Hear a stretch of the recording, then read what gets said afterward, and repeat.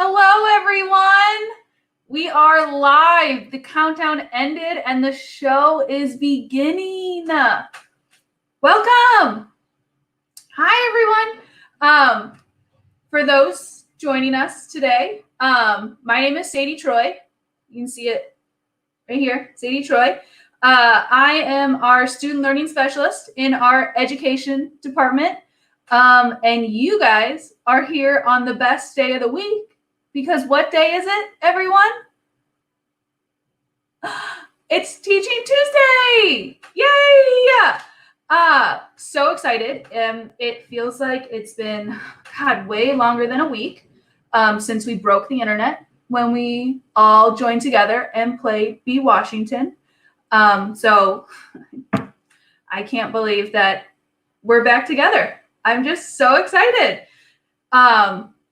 I'm seeing a lot of familiar faces in our comments. Gamer Girl came back. Derek came back. Hannah Carmen's here. Lori Maddox came back from Illinois. So for everyone coming back, thanks for joining us. And for those here for the first time, or everybody, just start filling those comments. Tell us where you're calling from. That's one of the first things we talk about here on Teaching Tuesday, because we're all best friends and we're all getting really close. And we're just going to have a big old conversation back and forth. So Keith Robinson's here. Logan Porter's here. Third grade student from Rochester, New York. Welcome. That's a great thing. A reminder. Tell us who you are. Are you teachers? Are you students? Are you just history enthusiasts that love learning? How many of our museum professionals do we have out there? Are we calling East Coast? Are we West Coast? We had some European callers in last week. We had someone calling from South America. Let's see everywhere where we can get. Because today is going to be a really good day. We got a California. We got one West Coast, check. We got a New York. We got a West Coast. Catherine, that's okay. We all enjoy history. That's what we're here for. And today we're actually going to have a really fun time. I'm hoping. Keep those fingers crossed. Because we are going to show bits and pieces of one of my favorite digital videos that we have. It's a really great video. It's called The Winter Patriots. So last week we talked about Washington as president. We're kind of jumbling up the timeline here and going and talking about the Revolutionary War. So it's a great way. I love videos. It's a very dramatic storytelling of one of the biggest campaigns that Washington faced during the Revolutionary War, the New York, New Jersey campaign. So we're going to be talking about that. So we're happy that everyone's joining here. I'm seeing so many. We have a Mount Olive High School teacher from New Jersey. David Gibler's here. So this is going to be a really great time. Now, one of the things that I'm going to point out is that we're not just going to watch the video, right? Because we can do more. What we want to do is I want to show you the clips of the Winter Patriot, but then also some other of our Mount Vernon resources that can really highlight the learning that this video has to offer. And one of the great options here, I'm going to share my screen with you because we're all so good at sharing screens. We're going to go back to our online learning page that we always start with. Remember the URL for this is www.mountvernon.org/online learning. This is where we start. This is where we end with all of our great resources. Kind of a nice little hub page for our teachers, for our students, where we can find interactives, primary sources, secondary sources, everything that we love. So you can see here, this is our Winter Patriots. This is the video we're going to be looking at. But then if you scroll all the way to the side, we're going to be using Washington's World Interactive Map with it as well. So I'm going to go ahead and click that. so that you can see it. This is a wonderful teaching resource. Go ahead and fill in the comments if anyone's ever used this or seen this before. It's a great digital tool that shows you all the different areas that Washington traveled throughout his life. So we have all of the trips he made within both our country here, but then, looks like someone took a little trip out to the sea there. As you can see, right down to Barbados. But what we're going to be focusing on with this map is times he spent in the New York, New Jersey area during that Revolutionary War campaign. So how this video work, or how this is going to work, is really fun because this Washington Interactive has a lot of great features that we can explore. If you see over here, if you click historic maps,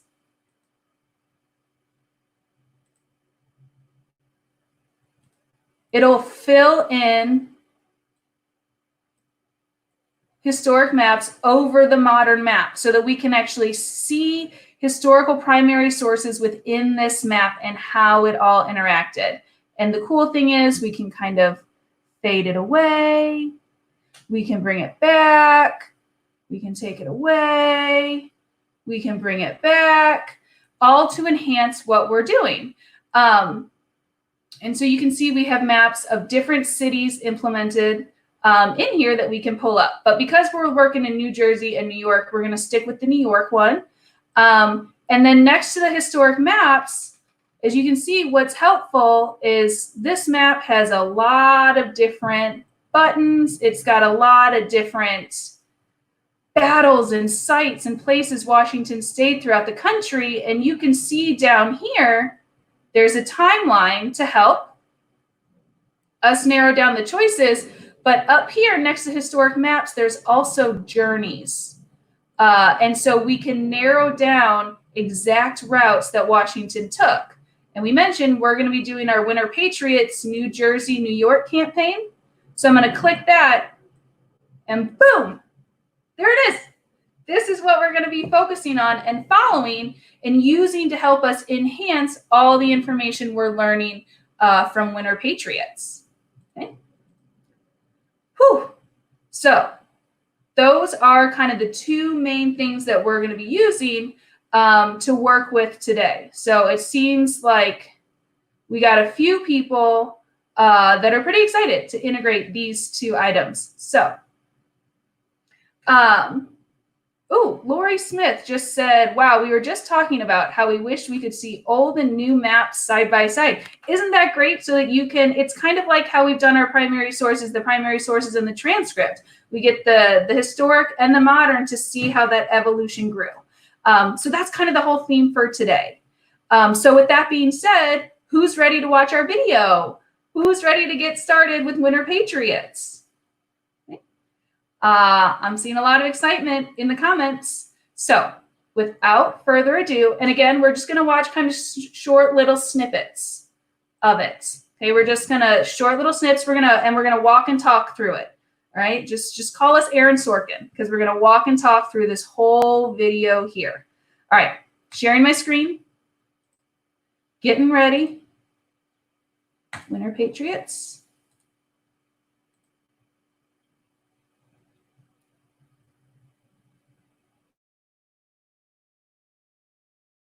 By December 1776, only 3,800 were left.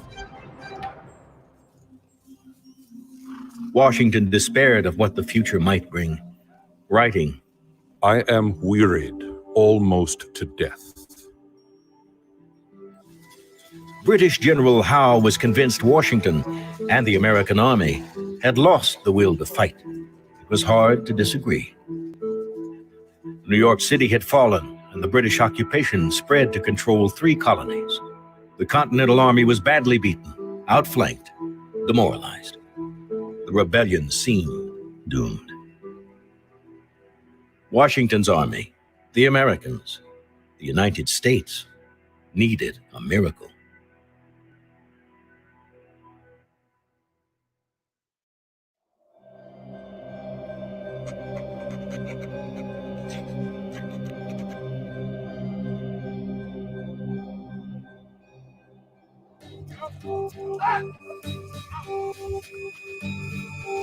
As the British and Hessian soldiers occupied New Jersey, they behaved like conquerors, ravaging homes, stealing property, not bothering to distinguish between patriot or loyalist. But Americans would not be idle victims. Incensed by the depredations, bands of New Jersey militiamen began to raid and attack small, isolated British units. And Thomas Paine, the author of Common Sense, the popular voice of the American Revolution, while marching south with Washington's army, captured the desperate hopes of the moment. "These are the times that try men's souls," he wrote. "The summer soldier and the sunshine patriot will, in this crisis, shrink from the service of their country. But he that stands by it now deserves the love and thanks of man and woman. Tyranny, like hell, is not easily conquered. But the harder the conflict, the more glorious the triumph." Paine's words spread like wildfire amongst the patriots that winter. His American Crisis essays were read in taverns and churches, courthouses and state houses, and on the banks of the Delaware, in the tents and around the campfires of Washington's army. Stoked by the harsh British occupation and inspired by Paine's stirring call to duty, Washington's army had begun to grow again. By mid-December, over 7,000 had gathered, prepared to defend the cause, a cause that the British considered already dead. Aided by spies in the field, Washington realized that while the British had more soldiers, they were thinly scattered along outposts and towns throughout New Jersey. And one of the most important outposts, Trenton, isolated by poor roads, was especially vulnerable.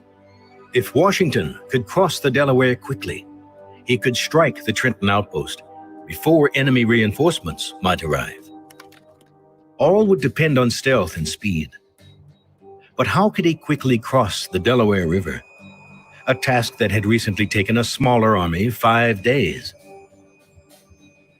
And time was not on Washington's side. By late December, most of his soldiers' enlistments would end. His army would disappear. "By perseverance and fortitude, we have the prospect of a glorious issue," wrote Paine.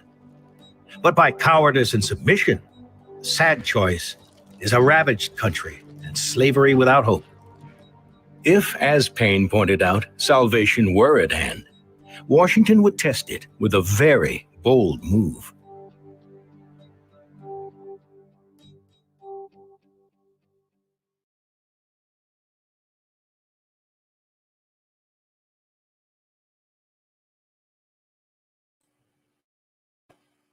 I'm back. Let's talk about the clip we just watched. Because I'm a little confused for all of our viewers out there. And you guys must have been paying attention really well to that video because not a single comment came through with it. But I want to talk about this because for some reason, the chapter of the video that we just watched was called The American Crisis. But America won the war. Didn't we win every single battle and like completely dominate that skirmish? I'm a little confused here. Didn't Washington win every battle that he went into? I'm gonna wait for comments, see what people have to say about that. Gamer Girl says, no, we did not. Donna says, no way did we win every battle. I got a lot of nopes coming in. I got a lot of nopes. Alexander says he said nope. Okay. Daniel Shippy said more like only a couple wins. Ooh, I got a no with an exclamation point from Jan Harris. Mount Vernon just put up a little bit of a fun fact. George Washington lost more battles than he won. How many of you guys knew that? That's a pretty intense fun fact. And so to kind of help us answer this question of, but, thought he was, winning every battle. And Keith Robinson actually posted something, if we can click on that. The weeks leading up were some of the most trying of the entire revolution. Robert Hogan said the New York campaign was a total disaster, retreating from Long Island, Brooklyn, Manhattan, White Plains, New Jersey. But the perseverance pulled them through. This is a great comment because this is what we can highlight with our Washington map. So I'm going to share my screen because we are so technologically savvy. Okay. And we're back on our screen. We're back. I'm going to pull up our historic map of New York. I'm going to pull up our journey for the New York, New Jersey campaign for us to follow. So now we can see our thing because this Winner's Patriot video, it's talking about the American crisis and why it's so bad. And we can use this map to figure out why it was so bad. Like Robert just said, through all of this, we can use this to see these skirmishes and what took so long. So I'm going to try and not give you all motion sickness and go through this too fast, but let's follow the route. Let's see what it took to get down to Trenton in those months, because as Keith Robinson said, this is the trying time. And we're going to start here. So we can see that the journey starts in New York. It's April 26. It's 1776. We've sent out that Declaration of Independence. We know what we're fighting for. And we're working through, but Washington, they lose the Battle of Long Island, and that pushes them. We're just going to follow the route. It pushes to the Battle of Brooklyn the next day. Okay. It's one of those 5 boroughs. You can see here all this great information that the map pulls up. But look, we're still retreating. We lose that from Brooklyn. Battle of Harlem Heights in September. Okay. And then after that, we're pushed even further away from New York, all the way up to the Battle of White Plains. So far we've hit August, September, October, and we're getting pushed further and further away in these battles by the British. The route continues up north, crossing the stream. Why do I say stream? That's a pretty big river. And they're trying to get a little closer. By the time November hits the next month, in November, we're at Fort Lee, and that's lost. We lose Fort Lee to the British. So trying to get a little bit closer to New York, we're here at Fort Lee, but we lose that. So from Fort Lee, our travels continue down to Newark. Washington holds up at Newark. This is where his army camped for a few days in November. But as you can see right here, Washington and his army camped here in November before retreating to Brunswick, New Jersey. So as you guys are seeing, this is a total disaster, okay? In theory. But as Adam is saying, Washington's retreat across New Jersey is actually considered a military masterpiece. He's keeping the army together. He's keeping it a whole, all together as a whole unit. They're avoiding the British's total annihilation, and they're going from New Jersey. It mentions now that we need to go to New Brunswick, which is even further south, okay, before finally taking from New Brunswick and camping out to going just south of Trenton. So we're down in south of Trenton, down here at Barclays at Morrisville. This is December. So think about that timeline. I'm going to zoom out. Don't get sick yet. All right. Don't get that motion sickness. But look at that journey that his troops just took. This is the American crisis. They were pushed from New York right here. The Battle of New York, the Battle of Brooklyn, Long Island, Harlem Heights, all the way down to south of Trenton between August, September, October, November, December. 5 months on the move, carrying all that. They're camped out south of Trenton, as the movie just said, and now it's time to make big moves, right? And what's that big move that Washington's going to do? Okay? Don't give spoilers. Don't give spoilers, because we're going to find out in the movie. So now we're going to go to our next chapter of Winter Patriots. We're going to go back and find out what comes next.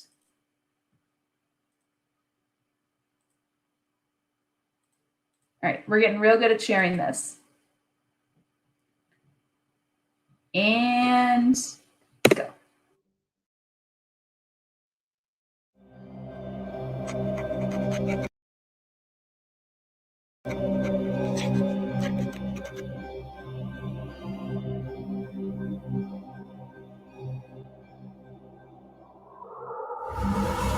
Washington's plan is risky. On Christmas night, in the dead of winter, his army would cross the Delaware River at 3 points and trap the Hessians at Trenton. Washington, with 2,400 soldiers and much of the artillery, would march to Trenton for the main attack. James Ewing's brigade of 800 Pennsylvania militiamen would seize the bridges across Assunpink Creek, and Colonel John Cadwallader's 1,200 Philadelphia Associators and 600 Continentals would distract the Hessian Grenadiers and Scottish Highlanders stationed at Burlington. But this grand design began to unravel almost as soon as it started. Huge chunks of ice made the Delaware almost impassable. Ewing's troops at Trenton Ferry and Cadwallader's force further south both failed to cross the river. Washington's main strike force fared little better, moving slowly as the light rain gave way to driving hail and snow. 2,400 men, as well as horses, and 18 pieces of field artillery, each gun weighing around 2,000 pounds, needed to be ferried across the icy river. Washington himself crossed first and watched the rest of his army struggle to follow. When they all finally reached the New Jersey side of the river at 3 a.m., they were a full 3 hours behind his carefully choreographed plan. Washington brooded over the delay. With his entire army at risk, should he turn back? As I was certain there was no making a retreat without being discovered and harassed on repassing the river, I determined to push on at all events. With the icy river behind them, turning back was not an option.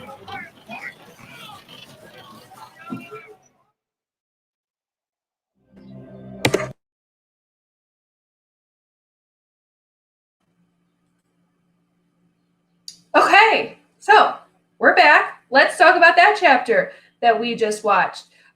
So that big move, right? So that big move, that big plan that he suggested was crossing the Delaware River and attacking Trenton. Okay, and everything went to plan, right? I mean, that's kind of the end of the movie. Everything went to plan. Washington, everyone was on time. Everything was perfectly coordinated. It was good to go, right?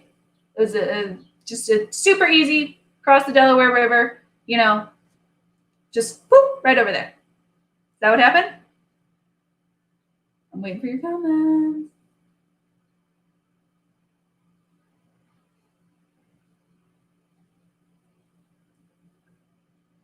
Oh, I like what Donna said. Crossing any water in winter up north is crazy, right? Culpepper, he was a couple hours behind.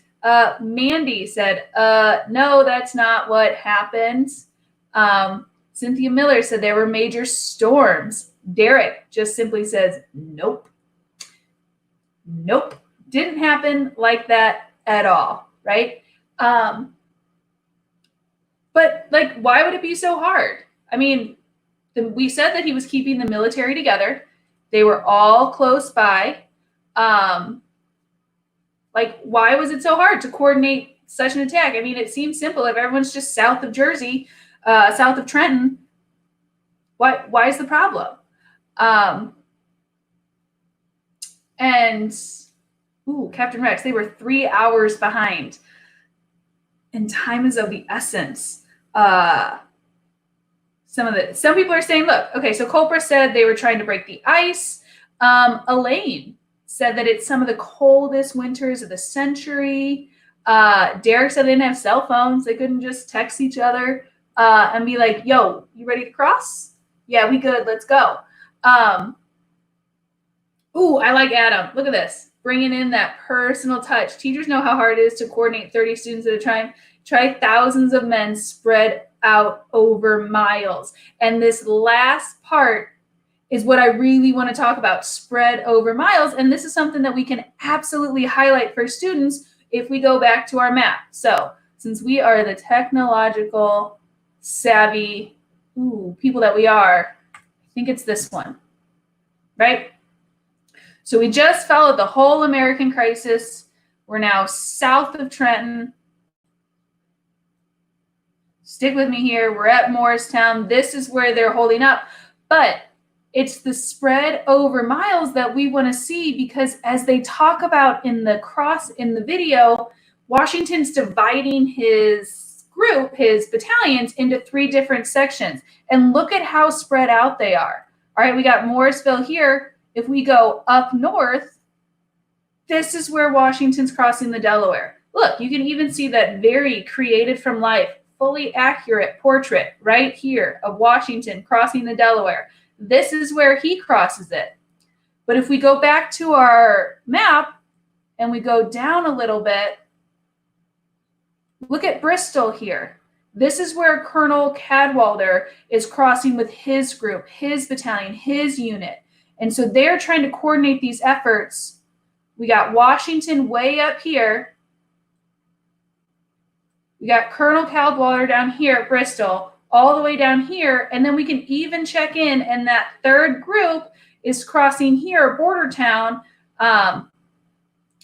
or they're utilized here. They're marching through here, trying to distract the Hessians' attack. So it's not just as simple as everyone's crossing in one spot and we're crossing right from Trenton. Everyone's spread out to make that attack secret, to keep that.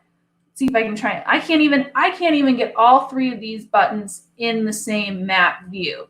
That's how spread out this is. That's how much the attack needed, why it was so important, and why it was so, kind of difficult to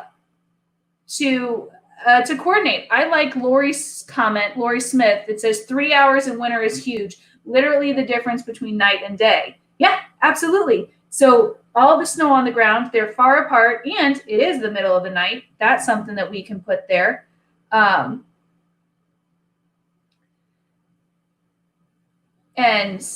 so this is just kind of a great way where these maps, they can really enhance our knowledge and help us really visualize some of this learning that we're going on. Mandy said, wow, that is a huge gap in the lines. They could have easily lost their flank and been attacked from the rear if this didn't work. Huge risk. That's exactly right. That is absolutely important. And now we can really get that visual sense of how spread out they were. So this map is really, really helping us go through. Okay. Now, once they cross the Delaware, it's time for battle. Okay. So we're going to go back. We're going to follow through with our 3rd chapter that we're watching of Winter Patriots to see what happens. Okay. Share my audio.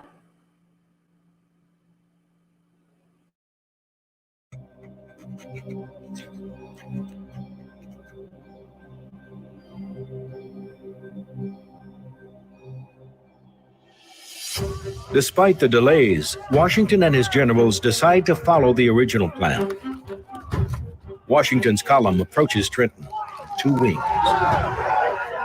Defending Trenton were 3 battle-hardened Hessian regiments, 1,500 men, under the command of Colonel Johann Gottlieb Roll. Contrary to legend, they were not drunk or even drinking. Instead, they were on high alert. Hessian pickets guard the approaches to Trenton. Those not on duty sleep in battle dress, loaded muskets within reach.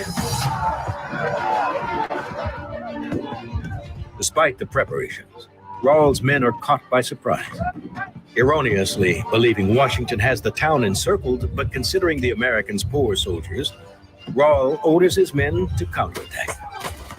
Knox's field guns and American musket fire shatter their brave charge.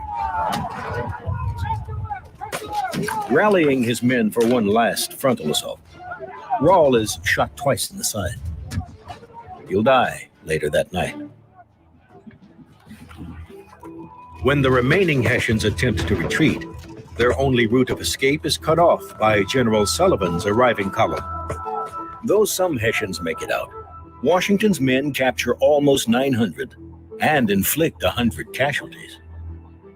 As the captured arms, equipment, cannon, and gunpowder is tallied, Washington is forced to confront his own losses.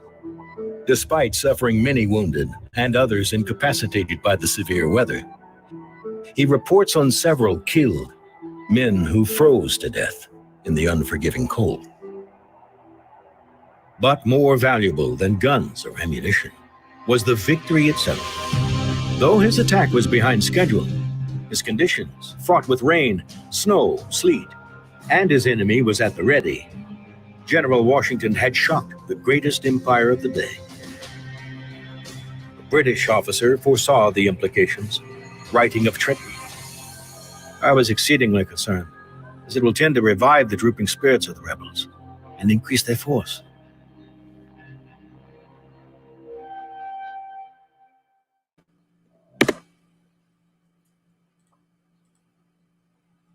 Back again. So we won. We won. The Battle of Trenton. That surprise attack, despite everyone being so spread out, everyone kind of being behind schedule, we were able to push through and had that big turning point. And not just because we won the battle, but as the video says, what that symbolically means and the morale that it pushed through for the troops. People are asking great questions in the comments. I was going to try and see if we could pull one up. I wonder where the myth came of the Hessians being drunk. Was the town still inhabited? That was a good one. Put that one up. Was the town still inhabited? Were there any casualties? Candace Travis asked, was this on Christmas Eve? So all of these are great questions that we still have these lingering questions about the video. I'm looking at more comments here. And let's see, Lori Smith is asking, we've been wondering for a while, is it true that James Monroe crossed the Delaware with Washington? And so this is where I want to highlight, I want us to go back to our map here, because one of the great things about this map that we're looking at, so we've seen where our battle is. We're going, oh, God. All right, so we're crossing Trenton right here. Okay, the Battle of Trenton. We get this little tidbit of information after crossing the Delaware River from Pennsylvania into New Jersey during the night of December 25th to 26th, December 1776. So that's an answer to our was it Christmas night question. Washington and his troops advanced on the village of Trenton, arriving there at 8 a.m. Okay. The Hessian soldiers were stationed there were taken by surprise and surrendered in less than 2 hours. Okay, but what my favorite thing is that this map, if we click learn more, see if it's gonna take us to the page that we want to. All right, I'm gonna switch screens here because it opened up this. When we clicked on learn more on the screen, it connected us to our digital encyclopedia on the Battle of Trenton. And so this is a great follow-up for students and teachers. They have that information right there and they can pull through, they can click it and pull right up all this information about the town. We even have, look, another primary source map here, and it goes more into detail, okay, about what the town was like, what the battle was like, and everything that was happening through this. How many soldiers were captured? What happened? Ooh, even gives a little shout out to the map that we just hit. So it's a great resource that we're still taking this video that we're watching, but we're enhancing and finding out all this new information and connecting to more things that we're learning about. Okay. I'm trying to pull up other questions that we have here. The video doesn't end here. The video doesn't end. Winter Patriots, the New York, New Jersey campaign. If we go back to our map, oops, maybe I should share my screen to take you through. Where is it? Here we go. So this is just the Battle of Trenton, but look, so we followed this line through, but the rest of the line continues. More items are happening, more battles and skirmishes. It's still a long journey ahead. And so we can watch, we can watch more of Winter's Patriots on this, but some other fun ways that we think we can share and enhance this information is through other learning opportunities, resources that we have. For our younger learners, one of our great activities, that's one of our favorites, are interactive coloring pages. These are actually pages you can pull up on the site and we can color. And one of the fun ones is Washington crossing the Delaware. And so this is always a fun page because it's great to ask students, let's talk about that video that we just watched. Does this look like they're struggling to get, artillery across? Does this look like somebody who's nervous about a battle or running late for an operation? So as they're coloring, we can talk about comparing the image to the video we just saw. And then let's go back here. How many of you were here last week with us when we played B Washington and we played the Whiskey Rebellion, but we mentioned there were 4 other scenarios, and one of them just happens to be the Battle of Second Trenton. Okay, let's see. Where can I pull that up? Because we fought one battle. Here it is. Let's share it here. So we're back on our favorite online learning page, right? Where we're starting, where we're ending. This is where we found our Winter Patriots video series. We scrolled over. This is where we found our map. If we come back here to B Washington, this is where we get that opportunity to find out what comes next. What did Washington do? Okay. We won that first Battle of Trenton. Now, do we stay and fight? Do we surrender? Do we keep moving? What happens next? Second Trenton is where we get to decide how to push forward in the event or in the next stage of the war to find out what's going on. I'm going to leave that up for a minute. You can see mountvernon.org/online learning. That is where all of us are always going to connect to and from as we follow these different kind of learning resources and figure out how we can enhance and create more information in the classroom. Let's see, Culper asks, is the Battle of Princeton different to the Second Trenton? She noticed on the map. Yeah, she noticed on the map that there were 2 more spots. So it's still part of that same campaign, but it's a little, and it is connected, and you'll have to play B Washington to figure it out or pull up that map and see what happens. Okay, I'll come back on my screen here. So that's kind of what we had in store for today. Thought we could show you how we can learn about different battles that Washington faced, different challenges that he faced through video, but then how can we also enhance it, to make it more hands-on, to make it more active learning and actually take that journey and utilize those videos in new ways and connect with different research from all different types of resources that have that overall connection. So that's what we had for today. Thanks for watching. Next week, all right, so now it's the time where we are going to build up what's coming. Because next week, you're all going to be too excited. We're getting back to our primary sources. We're going to do another primary source analysis, and it's going to be another image. But this image is going to be a map. And this is going to be a map. Should I tell you? Should I tell you? Should I spoil the surprise? Do we want to know? Do we want to know? Do we want to wait? Can you handle it? Okay, I'm going to tell you. So we're going to do the 5 farms map, because things that we've talked about, just to kind of recap all of our Teaching Tuesday videos, in case people want to go back and watch, you'll notice we're all in our teaching sweaters as we participate. But we have talked about different aspects of Washington's life as president. During our Whiskey Rebellion, we talked about the Revolutionary War. Today, we analyzed an image of the house of Mount Vernon and a family recipe that was cooked in the kitchen.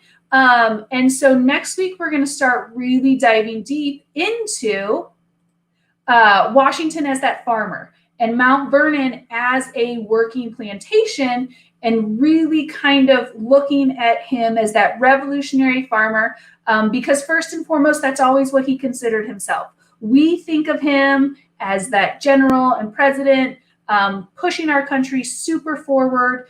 But there was a home aspect and a farming aspect as to his life. That was very important. So that's what we're going to be doing. So we're going to be using a primary source of a 5 farms map to figure out more about Washington the farmer.